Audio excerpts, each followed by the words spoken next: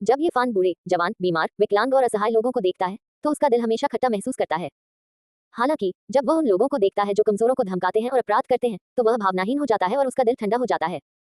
यह विरोधाभासी लग सकता है, लेकिन यह उसके सच्चे व्यक्तित्व का परिणाम है। अत्यधिक करुणा और शीतलता एक साथ मौजूद हैं। वह नहीं जानता कि वह किसकी ओर अधिक झुकाव रखता है। उदाहरण के लिए, अभी वह बिल्कुल भावशून्य है और उसमें जरा भी दया नहीं है। सातवें युवा स्वामी के चेहरे पर पैर रखते हुए उसने ठंडे स्वर में कहा, अगर तुम कष्ट नहीं सहना चाहते तो मेरे सवालों का जवाब दो, वरना तुम्हें इसका अंजाम भुगतना पड़ेगा। तुच्छ कमीना, टकराना। ये फान ने उसे लात मारकर दूर कर दिया। सातवें युवा स्वामी के सारे दांत गिर गए, उसके सफेद और कोमल गाल पूरी तरह सूज गए और उसकी नाक और मुंह से खून बह रहा था। तुम्हारी कोमल और मुलायम त्वचा को देखकर लगता है कि तुम बिल्कुल हिजड़े जैसी हो। अगर तुम बात नहीं करना चाहती हो तो मैं तुम्हारी इच्छा पूरी कर दूंगी और तुम्हें तुम्हारे नाम के अनुरूप जीवन जीने दूंगी। ये फैन ने एक बार फिर गोल्डन बुक निकाली। इंद्रधनुषी रोशनी की किरण की तरह यह अंधेरे में चमक उठी। तुमने क्या करने की हिम्मत की? ली कबीले का सातवां युवा स्वामी घबरा गया। मैं चाहता हूँ कि तुम हिजड़ा बन जाओ। नहीं, मैं बात करूंगी, मैं तुम्हें सब कुछ बताऊंगी। सातवें युवा मालिक का चेहरा डर से विकृत हो गया था। एक आदमी के लिए यह मौत से भी बदतर है। बेकार चीज। ये फैन उसके पास ही एक चट्टान पर बैठ गया और चुपचाप उसकी बातें सुनता रहा। टिंग टिंग के माता पिता वास्तव में ली कबीले के साधकों द्वारा मारे गए थे। उन्होंने एक दुर्लभ दवा के लिए बहुत अधिक कीमत चुकाई जो शक्तिशाली जानवरों को पागल कर सकती थी। किसी को पता चले बिना उन्होंने इसका इस्तेमाल टिंग टिंग के माता पिता पर किया। अंत में जब वे आध्यात्मिक दवा लेने के लिए बाहर गए तो उन्हें भयानक बिजली के पक्षियों ने टुकड़े टुकड़े कर दिया। बेशक कुछ गंदे सौदे और संदिग्ध चालें भी थी जिससे लोगों में आक्रोश पैदा हुआ। ये फैन ने आह भरते हुए कहा, चाहे वह नश्वर दुनिया हो या साधकों की दुनिया, कोई अंतर नहीं है। जहाँ कहीं भी लोग हैं वहाँ जटिल घृणा होगी। यहाँ तक कि साधक भी इससे अछूते नहीं हैं। ये फान ने अपनी छाती से लकड़ी का बक्सा निकाला और उसे लात मारकर दूर फेंक दिया। चांद और तारों की रोशनी की मदद से उसने धीरे से चंदन की लकड़ी से बने इस भारी बक्से को खोला। अंदर एक हल्का पीला पत्थर था। यह अंगूठी जितना मोटा और पो जितना लंबा था। हालांकि यह बहुत छोटा था, लेकिन ये बहुत भारी था। ये फैन को इसमें से एक जोरदार जीवन शक्ति आती हुई महसूस हो रही थी। प्राचीन अभिलेखों के अनुसार उस युग के दौरान जब स्वर्ग और पृथ्वी की क्यूई ने सभी चीजों को जन्म देने के लिए विलय किया, पौधे फले फूले, जीवित प्राणी शक्तिशाली थे और आत्मा की दवाइयां अनंत थी।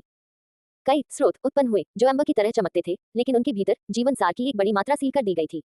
क्या ये स्रोत है? ये फैन ने चांदनी में इसे बार बार देखा और पाया कि यह स्रोत अशुद्धियों से भरा हुआ था। क्रिस्टल साफ भाग केवल एक तिहाई भाग पर ही था, जिससे उसे थोड़ा अफसोस हुआ। ये शुद्ध स्रोत नहीं था, लेकिन फिर भी वह बहुत संतुष्ट था। इस अंबर जैसे पत्थर के भीतर अत्यंत उल्लासमय जीवन का सार था और इसके भीतर कुछ ऐसा था जो धुंध और प्रकाश जैसा प्रतीत होता था। अच्छी चीज है, मुझे आश्चर्य है कि ये दुखों के सागर को बढ़ाने में मेरी कितनी मदद कर सकती है। वह मेरा है। कुछ ही दूरी पर ली कबीले का सातवां युवा गुरु खून से लथपथ कर आह उठा। उसने अपने दांत पीस लिए और घृणा और क्रोध से भर गया। क्या यह स्रोत पहाड़ों की गहराई में स्थित एक प्राचीन गुफा में नहीं पाया गया था? क्या ऐसा हो सकता है कि केवल यही एक है और कुछ नहीं? ये फैन की यातना के तहत ली कबीले के सातवें युवा मास्टर ने बिना कुछ छिपाए सब कुछ उगल दिया। उस प्राचीन गुफा में एक साधक था जो ध्यान करते हुए मर गया था। बहुत समय बीत चुका था और उसका कंकाल भी नष्ट हो चुका था, केवल स्रोत का ये टुकड़ा बचा था। क्या अफसोस है, मैंने सोचा था कि मुझे कुछ टुकड़े मिल सकते हैं। ये फैन को लगा कि वह थोड़ा लालची था। मैंने तुम्हें सब कुछ बता दिया है, क्या तुम मुझे जीवित रहने दोगे? ली कबीले के सातवें युवा गुरु ने अपनी आंखों में आशा की एक झलक दिखाई। बेशक वह जानता था कि यह केवल एक असाधारण उम्मीद थी। दूसरा पक्ष उसे जाने नहीं देगा। जब तुमने टिंग टिंग के माता पिता की हत्या की तो क्या तुम्हें कोई दया आई? जब आपने अंकल जियांग और लिटिल टिंग टिंग को जीने के लिए मजबूर किया तो क्या आपने कभी उनके लिए कोई रास्ता छोड़ने के बारे में सोचा था? ये फैन ने उसे लात मारकर दूर कर दिया और कहा, मैं तुम्हें अपना जीवन समाप्त करने का एक मौका दूंगी ताकि तुम्हें कष्ट न उठाना पड़े। मैंने अभी तक किसी को नहीं मारा है, मैं अपने हाथ खून से नहीं रंगना चाहता। तुमने तुमने किसी को नहीं मारा है। ली कबीले के सातवें युवा गुरु इतने क्रोधित थे कि उनका शरीर कांप उठा। उन्होंने कहा, तुम पर बिजली गिरेगी। ये फान ने उसे लात मारकर एक चट्टान पर गिरा दिया और कहा, खुद को मार डालो। अगर तुमने मुझे मजबूर किया तो मैं सबसे पहले तुम्हें हिजड़ा बना दूंगा, फिर तुम्हारी जान ले लूंगा। इस समय ली कबीले के सातवें युवा मास्टर इतने दुखी थे कि वे पागल होने वाले थे। मरने का यह तरीका बहुत बेवकूफी भरा था। दूसरे पक्ष ने कोई कदम उठाने की भी जहमत नहीं उठाए और चाहते थे कि वह खुद को मार डाले। छोटे कमीने, तुम सचमुच कमीने हो। मैं तुम्हें जाने नहीं दूंगा, भले ही मैं भूत बन जाऊं। ली कबीले का सातवां युवा मास्टर इतना क्रोधित था कि वह खून खांसता रहा। ये फान कुछ ही दूरी पर एक नीले पत्थर पर बैठ गया और बोला, ये सब बकवास क्या है? जल्दी करो और अपने रास्ते पर जाओ। मेरे पास ज्यादा धैर्य नहीं है। मैं ली कबीले का सातवां युवा गुरु इतना दुखी था कि वह बोल भी नहीं पा रहा था। अंत में वह दहाड़ता हुआ बोला, तुम एक भयानक मौत मरोगे। टकराना। उसका सिर चट्टान से टकराया और वह हिंसक मौत मर गया। तुमने खुद को मार डाला, मैंने किसी को नहीं मारा। ये फैन खड़ा हुआ और निशान साफ करने लगा। छोटे से शहर की ओर चलने से पहले उसे सब कुछ मिटाने में पूरे 2 घंटे लग गए। हालांकि वह शांत दिख रहा था, लेकिन उसकी हथेलियां पहले से ही पसीने से तर थीं। ये पहली बार था जब उसने अपने जीवन में किसी दुश्मन को मारा था। हालांकि सातवें युवा मास्टर ने अनगिनत अपराधों का दोषी था और उसे मृत्युदंड दिया जाना चाहिए था, फिर भी उसे कुछ असहज महसूस हुआ। स्रोत को छीनने के बाद ये फैन को साधना करने की कोई जल्दी नहीं थी। वह अच्छी तरह जानता था कि स्रोत में बहुत अधिक मात्रा में जीवन सार है। इसे तोड़ने के बाद ये स्रोत ऊर्जा की तरंगों से बाहर निकल जाएगा।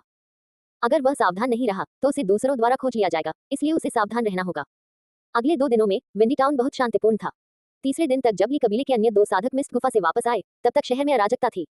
ली वंश का 7वां युवा गुरु गायब है। एक किसान ऐसे कैसे गायब हो सकता है? ये ली कबीले का प्रतिशोध है। कैसा प्रतिशोध? ये तो वान कबीले का काम होगा।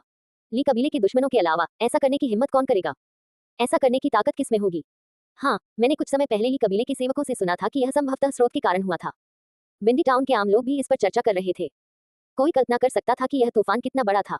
ली कबीले में हर कोई पूरी तरह से क्रोधित था, लेकिन साथ ही भयभीत भी था। पहले तो ये फैन को कोई परवाह नहीं थी। ली कबीले से वापस आए 2 लोग जीवन वसंत क्षेत्र तक नहीं पहुंच पाए थे और इंद्रधनुष को नियंत्रित नहीं कर सकते थे, इसलिए वे बहुत डरावने नहीं थे। लेकिन कुछ दिनों के बाद मामले का विकास उनकी उम्मीदों से कुछ अलग था और तूफान धीरे धीरे बड़ा होता गया।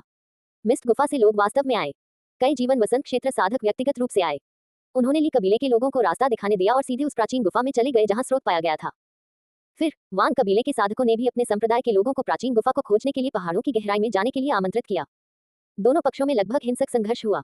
क्या यह संभव है कि इस स्थान पर स्रोत शिरा पाई गई हो? इस दिन घोड़ों पर सवार 10 से ज्यादा लोग विंडी टाउन आए। वे सभी बेहद रहस्यमय जानवर थे, जिनमें से प्रत्येक के पास मोटे शल्क और उभरे हुए सींग थे। बीच में जो पर्वत था वह सबसे असाधारण था।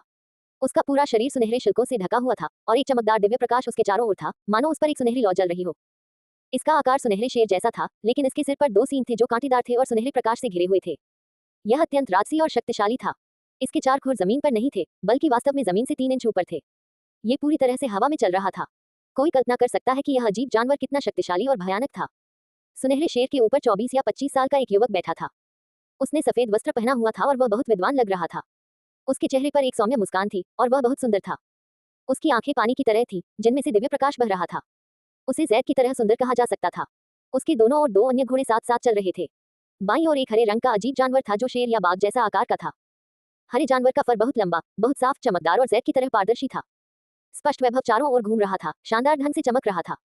इस बीच उसके सिर पर एक जैद सींग था जो अप्रत्याशित रूप से 5 रंगों वाली दिव्य रोशनी छोड़ रहा था। ये 5 रंगों वाला विचित्र जानवर भी हवा में चल रहा था और वास्तव में जमीन पर पैर नहीं रख रहा था। उसके ऊपर 16-17 साल का एक युवक बैठा था। उसने हरे कपड़े पहने हुए थे और उसमें वीरता का भाव था। हालांकि उसमें अहंकार की हल्की सी भावना थी, क्योंकि वह शहर की हर चीज को तिरस्कार से देख रहा था। दूसरी तरफ एक अजीब जानवर था जो चांदी की चमक से चमक रहा था।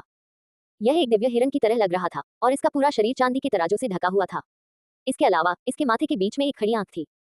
इसका पूरा शरीर एक शुद्ध और पवित्र चमक से चमक रहा था। ये हवा में चल रहा था और ऐसा लग रहा था कि उस पर धूल का एक कण भी नहीं लगा था। उसके ऊपर 16-17 साल की एक जवान लड़की बैठी थी। उसकी त्वचा क्रीम की तरह थी और उसकी आंखें शरद ऋतु के पानी की तरह धुंधली थी। उसके लाल होंठ बिंदीदार थे और वह बेहद खूबसूरत थी। हालांकि वह ऐसा एहसास कराती थी कि वह पहुंच से बाहर है और उसमें अहंकार की झलक थी। तीनों के पीछे दर्जन भर से ज्यादा अजीब जानवर भी असाधारण थे। वे सभी बेहद दुर्लभ अजीब जानवर थे। कुछ घने शल्कों से ढके हुए थे, जबकि अन्य पूरी तरह से जैड जैसे थे। वे सभी चमक से जगमगा रहे थे। घोड़ों पर सवार लोगों की उम्र 20 से 40 साल के बीच थी। चाहे वे पुरुष हो या महिला, वे सभी एक कठोर आभा लिए हुए थे और उनके चारों ओर एक शक्तिशाली युद्ध का इरादा था। दूर से ये फैन ने ये सब देखा और ठंडी हवा में सांस लेने से खुद को रोक नहीं सका। इन लोगों की पृष्ठभूमि कैसी थी? वे निश्चित रूप से साधारण लोग नहीं थे। आगे चल रहे 3 लोगों की तो बात ही छोड़िए, उनके पीछे के दर्जन भर घुड़सवार भी प्राचीन कबीले के सैनिकों और दानव सम्राट की कब्र के सामने दिखाई देने वाले पवित्र मैदानों से कमतर नहीं थे। एक शक्तिशाली युद्ध की मंशा और जानलेवा आभा उसकी ओर दौड़ी। क्या मैं पूछ सकता हूँ कि क्या इस शहर में जियांग उपनाम वाला कोई परिवार है? इस समय एक घुड़सवार को शहर के लोगों से पूछने का आदेश दिया गया। ये फैन का दिल धड़क उठा। वे जियांग उपनाम वाले लोगों की तलाश क्यों कर रहे थे?